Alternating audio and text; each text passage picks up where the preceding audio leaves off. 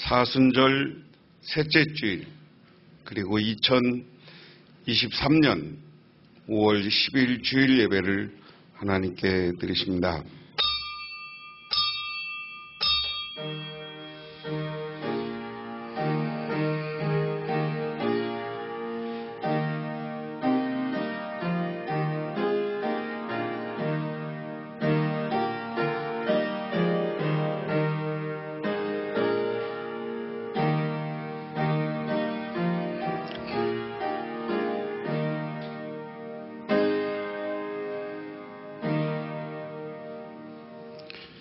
여호와의 산에 오를 자가 누구며 그의 거룩한 곳에 설 자가 누구인가? 곧 손이 깨끗하며 마음이 청결하며 뜻을 허탄한 데에 두지 아니하며 거짓 맹세하지 아니하는 자로다. 하나님 고맙습니다. 오늘도 하나님의 은혜와 은총을 기억하며 저희들 주님의 제단에 나와 기도하며 간구하며 예배를 드립니다.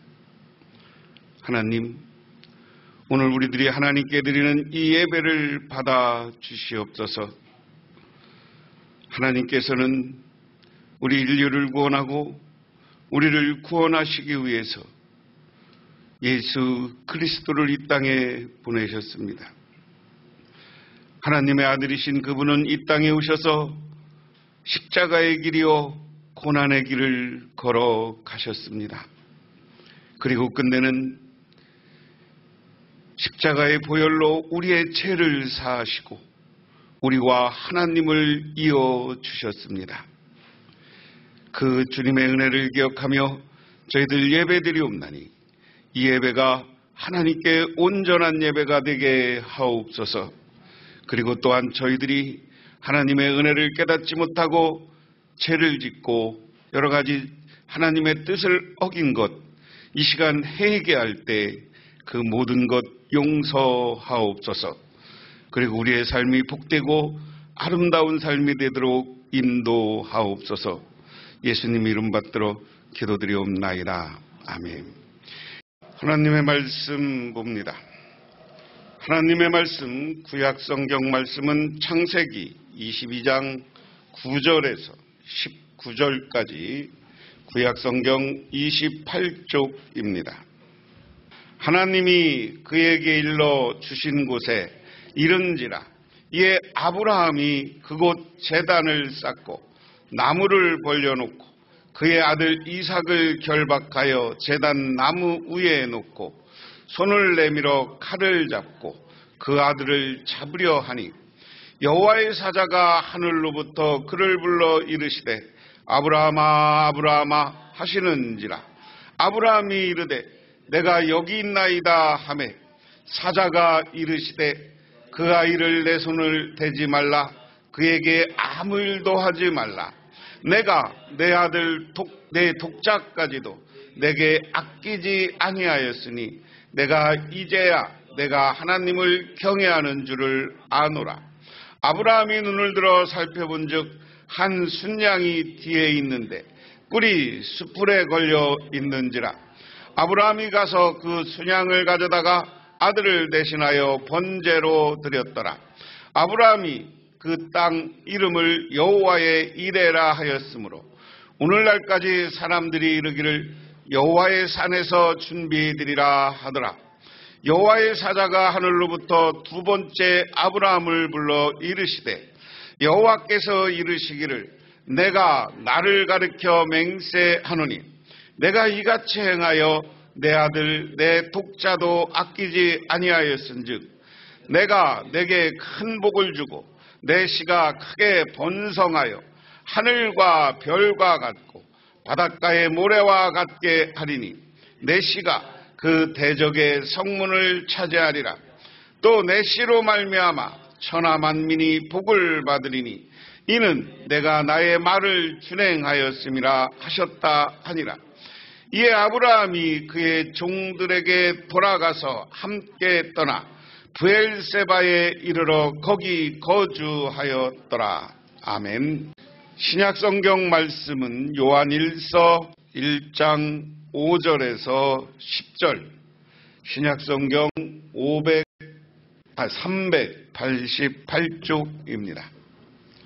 이 말씀도 역시 다 같이 한 목소리로 봉독합니다. 우리가 그에게서 듣고 너희에게 전하는 소식은 이것이니 곧 하나님은 빛이시라.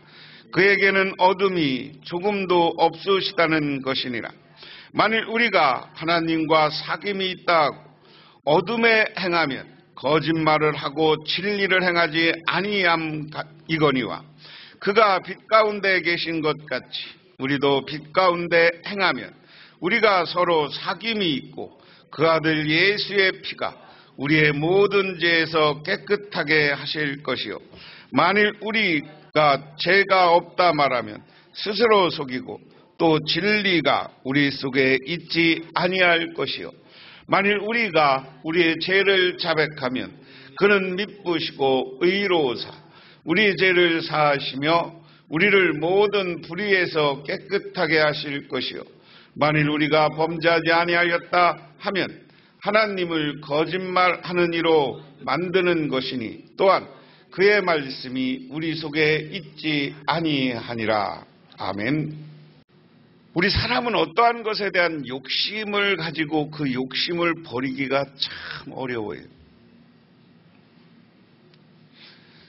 여러분, 성경 속에 바리새인이나 예수님을 적대시한 사람들이 자기들이 가지고 있던 재산, 자기들이 가지고 있던 사회적 지위,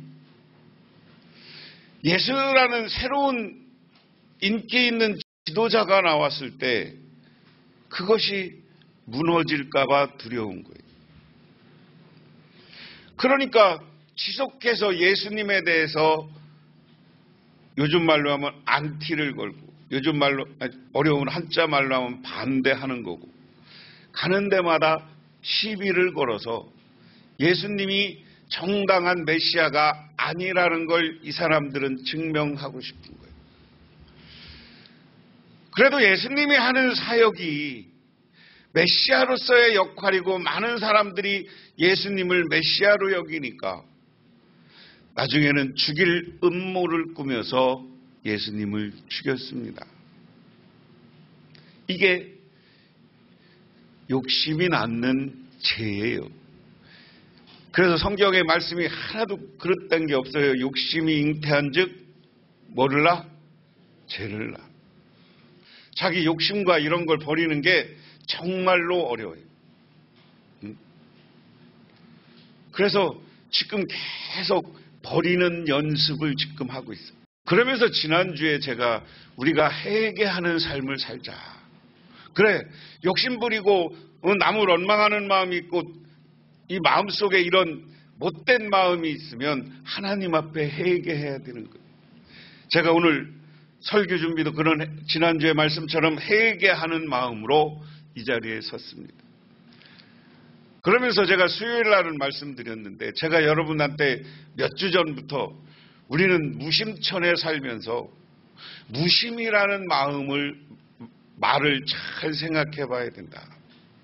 무심천 흘러가면서 무심천이 흘러간다라고 생각하는 게 아니라 무심천을 생각하면서 무심이라는 마음이 뭐냐. 불교 용어지만 우리의 욕심과 우리의 나쁜 마음을 다 버리고 그거놓고 나서 마음이 고요한 상태를 무심이라는 거예요. 불교 용어예요. 그런데 이제 우리가 불교 용어를 그대로 기독교에서 사용할 수 없어서 제로운동 그래. 제로라는 말이 뭐예요? 영이란 말이에요. 비운다는 말이에요. 그래, 제로운동. 모든 욕심과 마음을 비우고 제로의 상태. 이것으로 놓으면 좋다. 그러면 이게 성경에 더 좋은 말은 성경이나 우리 신학적인 말로는 뭐 없을까? 성결이야. 성결이야. 뭐야? 성결이라는 말은 하나님 앞에 우리의 죄를 회개할 때 하나님이 예수 그리스도의 보혈로 우리를 깨끗하게 해준 상태. 이게 성결의 상태입니다. 믿으시면 결의 상태. 그러니까 우리가 하나님으로부터 다 깨끗함을 받아서 텅 빈 상태야. 욕심이 뭐고 다 비워진 상태. 그래서 하나님으로부터 사랑받고 하나님의 은혜와 축복과 말씀을 나의 가슴에 새기고 마음에 새기고, 그래서 우리가 점점점 하나님의 뜻에 가까워진 것, 이것을 성결해서 더 하나님의 뜻에 가까워지면 우리는 그것을 성화됐다고 그래요. 거룩해졌다. 우리의 죄를 씻고 우리가 거룩해져야 된다. 그래서 그런 마음으로 오늘 말씀을 준비했습니다. 중국의 그리스도인이었던 워치만 리라는 사람이 있었습니다. 그는 삶에 있어서 아주 매우 경건한 사람이었습니다. 어느 날 워치만 리치가 기차를 타고 여행하고 있었는데 한 무리의 사람들이 모여서 돈을 걸고 마작을 하고 있었습니다. 주위에 많은 사람들이 둘러서 구경을 하고 있었습니다. 그런데 마작을 하고 있던 한 사람이 워치만을 바라보며 당신도 돈이 있으면 와서 함께 합시다 라고 말했습니다. 이때 워치만 리가 아주 유명한 말을 하였습니다. 옛날에 마작놀이를 하던 워치만 리는 이미 죽었소 라고 말했습니다. 이처럼 사탄은 우리의 믿음을 넘어뜨리기 위해 우리의 과거에 우리가 범했던 못된 죄와 악습을 기억나게 해서 우리를 시험에 빠뜨립니다. 그럴 때마다 우리는 워치만 리처럼 과거에 나에 살던 나는 죽었소라고 담대히 외쳐야 합니다. 또 나의 욕심 많은 나는 이미 죽었소. 나의 과거에 이런 욕심 부리고 사람과 다투고 하던 나는 죽었소. 이러한 심정으로 하루하루를 살아갈 때 그곳에 기쁨이 있고 그곳에 기쁨이 있으면 하나님이 더 큰 은혜와 축복으로 우리에게 채워주시는 거예요. 믿으십니까? 그래서 오늘 구약성경은 내가 이 말씀을 잘 생각해 봤어요. 그러니까 우리가 잘 아는 이야기예요. 하나님이 아브라함을 75세에 선택해서 갈대와 우르를 떠나 내가 지시한 땅으로 가라. 그러면 너는 복의 근원이 되고 믿음의 조상이 되게 하겠다. 그랬어요. 그러면서도 여러분 생각해 보세요. 믿음의 조상이 된다라고 하는 건 오늘날은 신약시대는 영적인 관계로 하나님과 우리의 관계를 얘기하지만 구약시대는 육적인 관계가 더 중요했던 거예요. 그런데 그 육적인 관계가 있었는데 아니 아들, 딸도 없었는데 무슨 75살이 될 때까지 애 하나 없는 이 부부에게 믿음의 조상이 된다고 하냐고. 그렇지만 아브라함은 믿었어요. 그리고 믿고 떠났어요. 그런데 세월이 지나면서 믿음이 점점 퇴색해 가니까 그 다음에 한 일이 뭐예요? 첩을 들여서 이스마엘을 낳은 거야. 하나님은 분명히 사라를 통해서 축복해 준다고 했는데 이스마엘을 낳았어.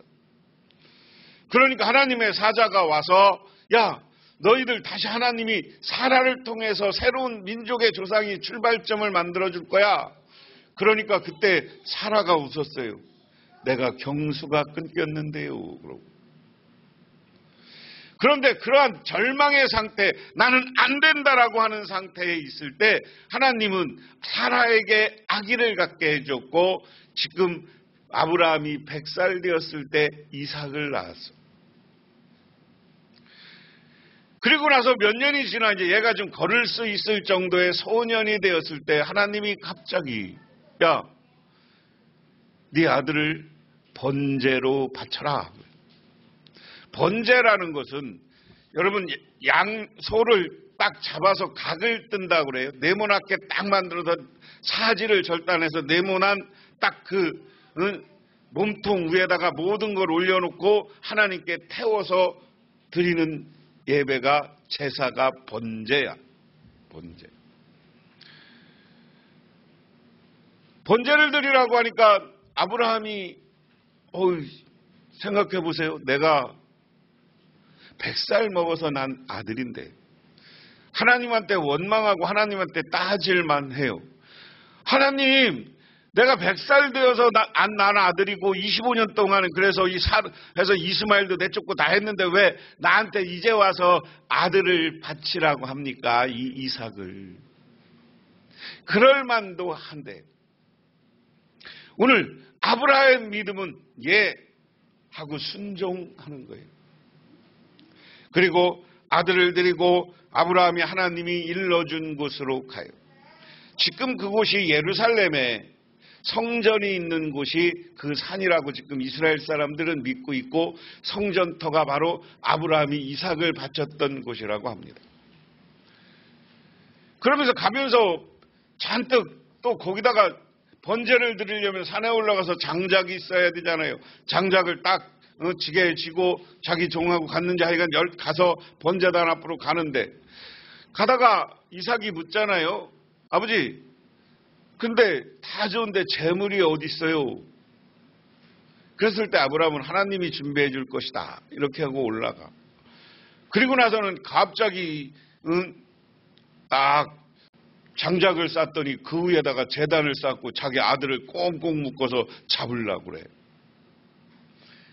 그런데 이삭을 딱 잡아서 딱 칼로 죽이려고 하는데 거기서 하나님의 천사가 아브라함아, 아브라함아, 아브라함아, 너 네 아들에게 손대지 마라, 칼로 잡지 말라 하는 이야기. 근데 이 부분이 중요한 거예요. 저는 이 부분이 제로의 마음이고 성결의 마음이고 무심의 마음이라는 거예요. 하나님 앞에서는 자기의 욕심, 자기가 가져야 될 것, 자기의 소유, 모든 것을 지금 아브라함은 내려놓고 하나님의 뜻에 맡기는 삶을 살고 있는 거다. 믿으십니까? 여러분, 사람에게 있어서 여러분 천만금이 있어도 자식하고는 바꿔요, 안 바꿔요? 안 바꾸는 거예요. 아무리 물질이 많아도 자식하고 안 바꿔. 근데 자식이 아프면 뭐라고 그래요? 내가 대신 아팠으면 좋겠다. 이게 부모의 심정이에요. 자녀들이 잘못되고 자녀들이 어려움 겪는 거 보면 내가 대신 겪었으면 좋겠다 이렇게 생각하는 게 부모의 마음이에요. 오늘 아브라함은 하나님이 아들, 그 귀한 아들, 100살 돼서 낳은 아들, 이 아들을 바치라고 그랬어요. 이게 아브라함에게는 전체예요. 자기 인생의 전체예요. 그렇게 귀한 게 아들인데 아브라함이 자기 이 귀한 아들, 100살에 얻은 아들 이삭, 하나님이 바치랬으니까 얼마나 안타까웠겠습니까? 그렇지만 가장 중요한 것 같이 하나님께 드릴 수 있는 신앙, 이게 성결이고 제로 운동인 거예요. 믿으십니까? 그게 우심천에 사는 무심의 운동인 거예요. 왜 많은 사람들이 교회에 실망하냐? 욕심 부리는 사람들 때문에 그래요. 특히 우리 한국교회는 나도 목사지만 우리 목사님들이 너무 욕심을 부려. 아주 그냥 교회 자식들한테 물려주려고 난리고, 통계도 다 교인들이 교회에 뭐에 실망했느냐? 목사님한테 실망했다는 게 요즘 제일 많아. 나도 그래, 회개하고 사는 게 요즘.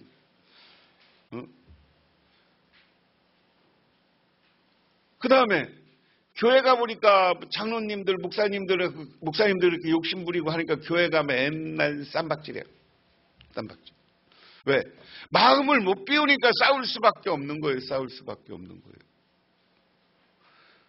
마음을 비운 상태, 회개하고 내가 성결에 이르면 다 모든 걸 용납하고 받아들일 수 있는데, 없으면 어때? 하나님이 책임져 주시겠지. 오늘 아브라함은 그 마음이었을 거예요. 이삭을 바치면서 내가 없으면 어때? 하나님이 책임져 주겠지. 하나님이 약속했으니까 나를 믿음의 조상 만들어 주겠다고. 그 마음으로 마음을 비우고 아들을 잡으려고 했던 아브라함의 마음, 이 마음을 가지시는 여러분과 제가 되기를 주님의 이름으로 축원합니다. 그래서 마음을 비워야 돼요. 그러고 나니까 하나님이 뭐라고 하는 거예요? 그 다음 구절에 12절에 사자가 이르되 그 아이를 내 손에 손을 대지 말라. 그에게 아무 일도 하지 말라. 내가 내 아들 독자까지 내게 아끼지 아니하였느니라. 내가 이제야 내게 하나님을 경외하는 줄 아노라. 오늘 아들을 바치려고 하는 걸 보고 네가 진짜 이제 하나님을 경외한다. 믿음이 이제 진짜다라는 거예요. 천사가 와서 얘기하는 거예요. 믿음이 진짜가 되니까 그 다음에 어떻게 되는 거예요? 아브라함이 눈을 들어본 적 한 수양이 뒤에 있는데 뿔이 숯불에 걸려 있는지라 아브라함이 가서 그 수양을 가져다가 아들을 대신하여 번제를 드렸더라. 할렐루야, 할렐루야. 우리가 좋은 마음, 하나님께 맡기는 마음을 가지면, 마음을 비우고 내가 성결하고 하나님으로부터 깨끗해지면 하나님은 우리를 위해서 우리에게 필요한 걸 예비해. 이삭을 잡지 말고 이삭을 대신해서 수양을 예비해 놓으셨어요. 그 다음에 보세요. 아브라함이 그 땅 이름을 여호와 이레라 했으므로 오늘날까지 사람들이 이르기를 여호와의 산에 준비되려 하더라. 여호와의 사자가 하늘로부터 두 번째 아브라함을 불러 이르시되 여호와께서 이르시기를 내가 나를 가리켜 맹세하노니 내가 이같이 행하여 내 아들 내 독자를 아끼지 아니하였은즉 내가 내게 큰 복을 주고 내 씨를 크게 번성하게 하여 하늘의 별과 같고 바닷가의 모래와 같게 하리니 내 씨가 그 대적의 성문을 차지하리라. 할렐루야, 할렐루야. 그래서 하나님이 이제 내가 이제 네 믿음 봤어. 그러니까 이제부터 내가 너한테 복 줄 거야. 큰 복을 줄 거야. 그런데 너는 크게 내 씨가 번성한다. 자손들이 번성한다.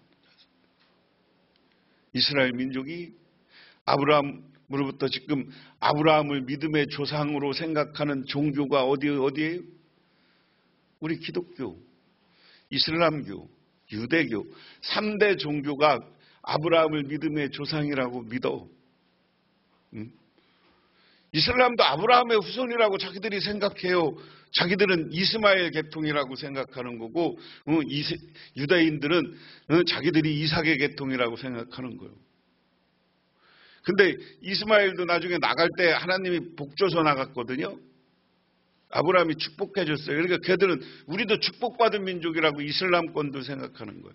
그렇게 보면 전 세계에 아브라함을 믿음의 조상으로 생각하는 게 전 세계 인구의 절반이야. 지금 중국하고 인도 빼놓고 아랍권 다죠. 해교가 얼마나 많아요. 그게 지금이다. 그 다음에 내 대적의 성문을 차지하리라. 너희들을 복을 줘서 네가 지금 너희들을 지금 아브라함 너를 괴롭히고 있는 민족들을 그 성에 들어가서 네가 주인이 될 것이다. 또 내 씨로 말미암아 만민이 복을 받으리니 이는 내가 말을 준행하였습니다. 이에 아브라함이 그 종들에게 돌아가서 함께 떠나 브엘세바에 이르니 거기에 거주하였더라. 오늘 하나님은 그 민족 이스라엘 아브라함의 후손을 축복해 준 것이고 그 사람이 많아지는 것이고 또 하나는 아브라함을 복줘서 크게 복줘서 성을 차지하게 하겠다. 나라를 만들고 국가를 만드는 그런 복을 주겠다 하는 말씀입니다. 독일의 위대한 철학자 임마누엘 칸트는 아버지가 말을 타고 집으로 가고 있었습니다. 숲속을 지날 때 갑자기 강도들이 나타났습니다. 소지품을 다 뺏고 이게 전부냐고 물었습니다.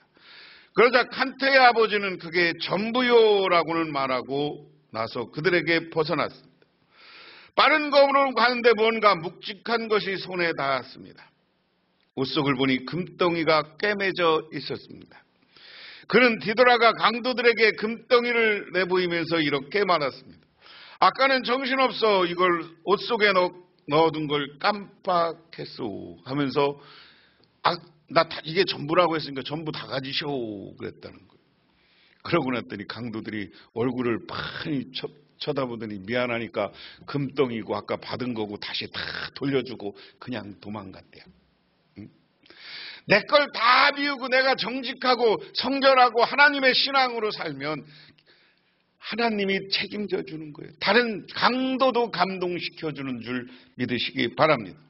그런데 요한일서 이야기는 그거예요. 그것을 이제 신약적으로 잘 설명하면 오늘 말씀 세 번역으로 봅니다. 우리가 그리스도에게 들어서 여러분에게 전하는 소식은 이것이니 곧 하나님은 빛이요 하나님의 어둠이 전혀 없다는 것이다. 우리 하나님은 빛의 하나님이다. 이것은 우리의 구원의 하나님이고 우리를 축복해 주는 하나님이고 우리에게 은혜 베풀어 주는 하나님이다. 빛과 어둠이라는 것을 우리가 대비할 때 어둠은 악을 이야기하는 거고요. 빛은 희망을 얘기하는 것이고 좋은 것을 이야기하는 게 빛입니다. 우리가 하나님과 사귀고 있다고 말하면서 그때 어둠 속에 살아가면 우리는 거짓말하는 것이 진리를 행하지 않는 것이다. 우리가 하나님께 사귄다는 것은 하나님을 믿는다고 하면서 우리의 삶이 늘 어둡고 근심이 많고 그러면 이것은 하나님을 제대로 믿는 것이 아니다 그 얘기예요. 그 다음에 그러니 하나님께서 빛 가운데 계신 건가 우리가 빛 가운데 살아가면 우리는 서로 사귐을 가지게 되고 하나님이 아들 예수의 피가 우리의 모든 죄에서 깨끗하게 해 주신다. 무슨 얘기냐면 하나님이 우리가 이제 하나님을 똑바로 믿고 빛 가운데 사는 것은 희망 있게 긍정적으로 산다는 거예요. 예수 믿는 사람은 그렇게 사느라는 거예요. 위기와 고난이 와도 부활한 예수님을 바라보면서 희망과 꿈을 가지시고 늘 감사와 기쁨이 넘치는 삶을 살아라 그 이야기예요. 그렇게 살면 하나님이 우리에게 복을 주는데 첫 번째가 우리를 모든 죄에서 씻어준다. 죄에서 씻어준다는 말은 한자어로 정결이라는 말이에요. 우리를 깨끗하게 해준다. 죄에서 깨끗해져. 근데 그것을 다시 신앙적으로 얘기하면 그게 성결이에요. 성결이란 말은 거룩함으로 우리를 깨끗하게 해준다는 거예요. 하나님의 은혜로 우리를 깨끗하게 해준 거예요. 그렇기 때문에 이 상태에서 하나님만 바라보는 믿음을 가지시기를 주님의 이름으로 축원합니다. 우리가 죄가 없다고 말하면 우리는 자기를 속이는 것이요 진리가 우리 속에 없는 것이다. 우리의 죄를 자백하면 하나님은 신실하고 의로우신 분이셔서 우리 죄를 용서하시고 모든 불의에서 우리를 깨끗하게 해주실 것이다. 오늘 이 말씀은 우리 죄를 자백한다, 고백한다. 근데 여러분이 가진 성경에는 그는 미쁘시고 이렇게 번역했어요. 미쁘시고라는 말은 새 번역에 신실하고 이렇게 번역했어요.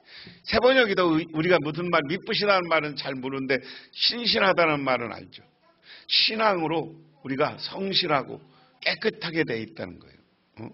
그래서 여러분 이것은 성결한 사람이 된다는 거예요. 하나님 앞에 신실한 사람, 성결한 사람이 되고 그리고 하나님은 신실하신 분이고 의로운 분이시죠. 정의롭고 바른 분이시죠. 그래서 우리의 죄를 용서하고 모든 불의에서 우리를 깨끗하게 해주시다. 우리가 예수 믿으면 많은 죄에서 우리가 죄를 자백하면 하나님이 우리를 깨끗하게 하고 죄를 용서해 주시는 거예요. 믿으십니까? 근데 우리가 과거에 밀양이라는 영화에 보면 밀양에서 주인공의 아들을 유교해서 죽이는 사건이 나와요. 그런데 이 사람이 자기 아들을 찾다가 그 장로님한테 전도받아서 열심히 교회를 다녔는데 그 살인자한테 가서 면회를 해. 근데 면회를 하는데 나는 하나님이 다 용서해줘서 상관없다 그러니까 그때부터 나는 하나님이 필요 없다고 예수 안 믿기 시작하는 장면이 밀양이라는 영화에 나와요. 그것은 뭐냐면 기본적으로 신학적으로 그 잘못된 거예요. 살인자가 하나님이 나는 회개하고 용서해줬다는 말은 건 피해자한테 가서도 사과하고 회개하고 용서를 빌어야 되는 거예요. 성경의 모든 구약 성경이나 이런 것은 하나님 앞에 회개하면 용서받아. 근데 하나님은 나한테 와서 회개하기 전에 네가 다른 사람한테 빚졌으면 가서 빚을 갚고 오라고 그래요. 그게 원리예요. 미당에 나오는 것처럼 그러는 게 아니야. 피해자한테 행복하게 나는 잘못했다. 내 죄를 회개하고 용서해주고 나도 하나님께 용서를 빌 테니 같이 빌어서 이 화해가 되지 않은 상태의 죄의 고백은 거짓말이에요. 정의로운 게 아니에요.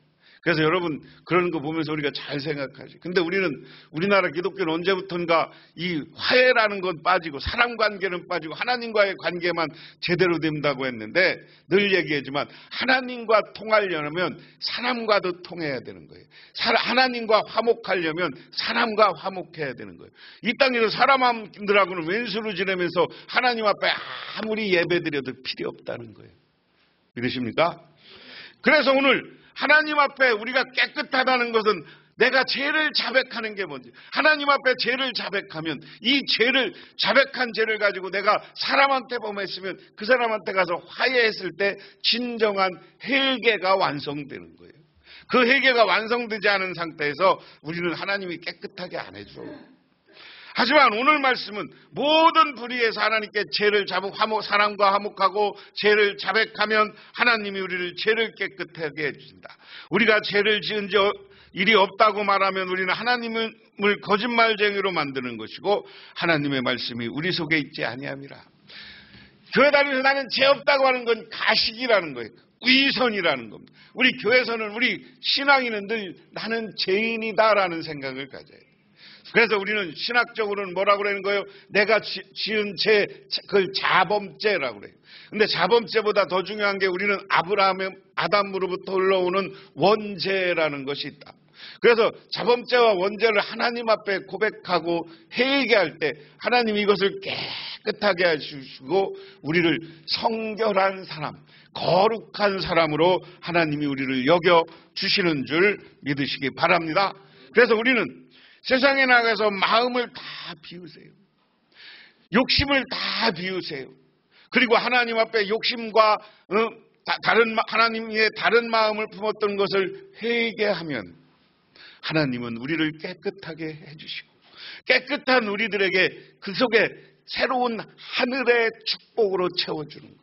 아브라함이 아들을 바치려고 하는 그 믿음을 보면서 네가 나를 경외하는 것을 이제 알았다. 그러므로 나는 너에게 복을 주고 너의 후손의 씨를 복을 주고 너는 성을 차지하리라 하는 것처럼 하나님 앞에 우리가 회개하고 성결해질 때 그 성결한 삶 위에 하나님은 새로운 축복을 쌓아줄 줄 믿으시기 바랍니다.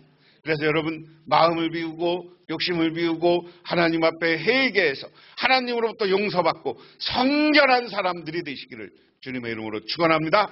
기도하겠습니다. 하나님 아버지 고맙습니다. 오늘도 하나님의 은혜와 은총을 기억하며 저희들 주님께 나왔습니다. 저희들 주님 앞에 죄를 회개하오니 우리의 죄를 용서하시고 하늘의 축복으로 채워 주시옵소서. 예수님 이름 받들어 기도드리옵나이다. 아멘.